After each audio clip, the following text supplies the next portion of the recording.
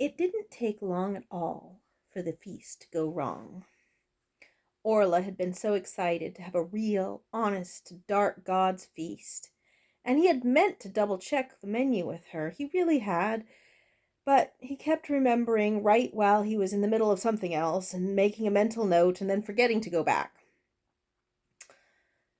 There had just been so much to do, with the festival and the questing heroes and the hasty redecorating and the watching Valvina to see if she was trying to suborn Sirico or maybe just kill them all, and wondering if Alicia would use her fledgling powers to help him untangle this mess or just kill them all, and trying to figure out if Zarakonar was planning to actually include them in the taking over the world or maybe just kill them all.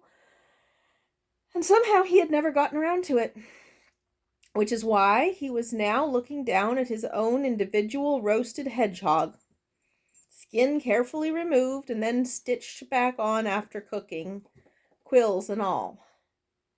Still, it was the first actually edible course, at least technically. The first head featured blackbirds baked in a pie, which flew out as soon as the crust was cut, squawking their distress. Valvina had killed one in surprise, Zarakonar too. Several had managed to escape into the hallway, undoubtedly causing... Blink. He was eating a tentacle. Okay, going on. Several had managed to escape into the hallway, undoubtedly causing more chaos. One was huddled miserably on a banner pole, having deposited additional evidence of birdish distress down the banner and onto the wall. The second, an eel pie swimming with live baby eels, took the theme a bit too far. The ingredients of the third, lampreys in hot sauce, were at least conveniently deceased. However, the hot sauce had proven so sinus-meltingly spicy that Gav couldn't manage more than a bite or two. Valvina prodded her hedgehog dubiously. Zaxis, who clearly recognized none of the animals in question so far, either didn't have a frame of reference to tell that the choice of protein was odd, or was too polite to say so. Either way, he clearly adopted the do as the locals do philosophy and was tucking in with enthusiasm after complimenting the chef on her stitches. Zarakonar had not so much as touched a single dish, swirling his equally untouched goblet of dark wine endlessly. The other three wizards, had made desultory efforts at small talk, but Zarakonar merely regarded them from under half-lidded eyes, a faint, condescending smile on his lips. Every attempt at conversation eventually faltered, crushed beneath the weight of his mocking silence.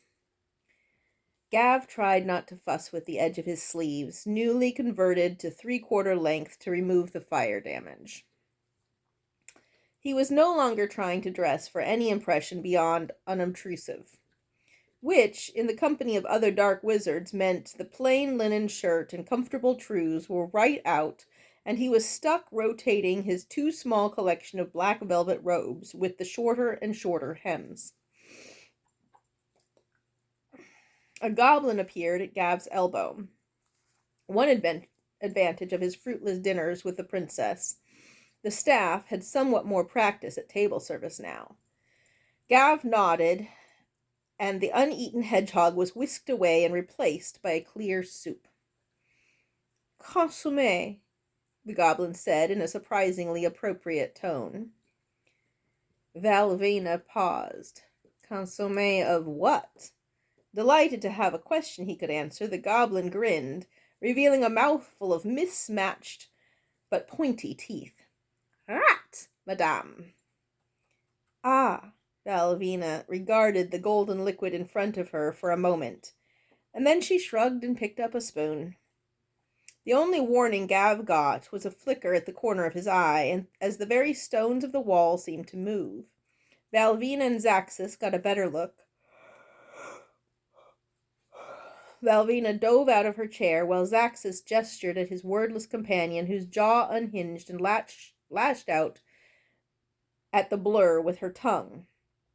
Zarakonar barely seemed to move. His fingers flicked with a little pattern that, try as Gav might, he could not later remember. And then, suspended above the table, frozen in the middle of a pounce, was what Gav could only belatedly assume was an assassin. The intruder glittered with an impressive bandolier of knives and darts across her chest, with an additional blade sheathed at her thighs and biceps. Each hand held a wickedly sharp blade somewhere between long knife and short sword. Her clothes were cut elegantly close to her body, giving her freedom of movement without being particularly revealing. But Gav could see enough to tell that she had an athletic frame well suited for the aerobic leap she had been frozen in. A dark gray scarf veiled her hair and looked as if it looped in front of her face as well. Gav could not see her eyes from where he sat. Zarakonar stood lazily as Valavina drew herself back up into her chair. He paced slowly, in that maddening smile playing across his face. Gav could see the assassin straining against her unseen bonds to no avail. "One of yours, Gavarax?" he asked. Gav wasn't sure if Zarakonar meant that she was employed by him or merely wanted to kill him, but he was certain that he'd never seen her style of dress or sword before in his life. "Not mine," he croaked, and cleared his throat. The next phrase came out a little more respectively. "Followed one of you, maybe?" "Oh, good," Zarakonar nearly purred. "I don't suppose I'm overstepping my bounds as a guest?" The tone left only one possible response. No, you caught her, she's yours." It sickened him to say so, but he did not want Zarakonar's attention to drift. He might start asking questions about Gav's security or his staff. If someone was going to die tonight, it better be this stranger instead of Throck or Garbeetle or Orla or him. But it made his stomach hurt in a way he suspected it would not have even a week ago. He wondered how Seriko had managed all these years. "How nice to have a little entertainment. This little party of yours was getting tedious," Zarakonar said without bothering to look at Gav. He reached up and flicked the scarf aside. Her hair fell, a waterfall of black silk. Gav couldn't have said why he got up to look her in the face. Maybe because he felt like he owed her at least that dignity, to be seen as a person before her inevitably painful and messy death. He had expected someone breathtakingly beautiful to match the elegance of the outfit and the weapons. She was disappointingly plain, though. Narrow, dark brown eyes, with a gentle tilt that would have been lovely in a different face, but were set just a little too close together. Flat nose, thin lips, tan skin marred by teenage spots. She glared at him furiously, and then he felt guilty for judging her for the spots, and for expecting her to live out his fantasy of a voluptuous assassin. She was in her late teens, he judged, the perfect age to believe one could take on forces of evil single-handedly and win. "And how did you get in, my dear?" Zarakonar wondered aloud. He reached up to her throat and flicked at a clasp Gav couldn't see. A ripple of distortion fell onto the table. Zarakonar raised his eyebrow and poked at the puddle of invisible fabric. "Invisibility cloak, really? How mundane." He snapped his fingers, and the cloak burst into flames that licked the bottom of her outstretched foot. Sweat popped out on her forehead. Gav plastered an irritated look on his face, trying to fight the rising flush. He should have reconfigured the wards after Fiari had snuck in. Another critical task he had failed at. "And who gave this trinket to you, Poppet?" Zarakonar was saying. "Go ahead and speak. That's a good child." "The wizard Arthano," the assassin groaned out. "She shall protect me. My heart is pure." "I'm sure it is," Zarakonar said. "That old meddler again. I don't suppose she's keeping track of you." Zarakonar's fingers traced down the girl's chest. Valavina watched him carefully. Gav saw. but the gesture did not seem particularly lascivious. Zarakonar seemed more focused on her clothes than the flesh beneath. "Ah, yes," he said, smiling, and Gav and the girl both shivered. "Well, you really must have been a favorite. She usually sends them without so much as a tracking spell, but you have a direct power line to her. How lovely." He snapped his fingers.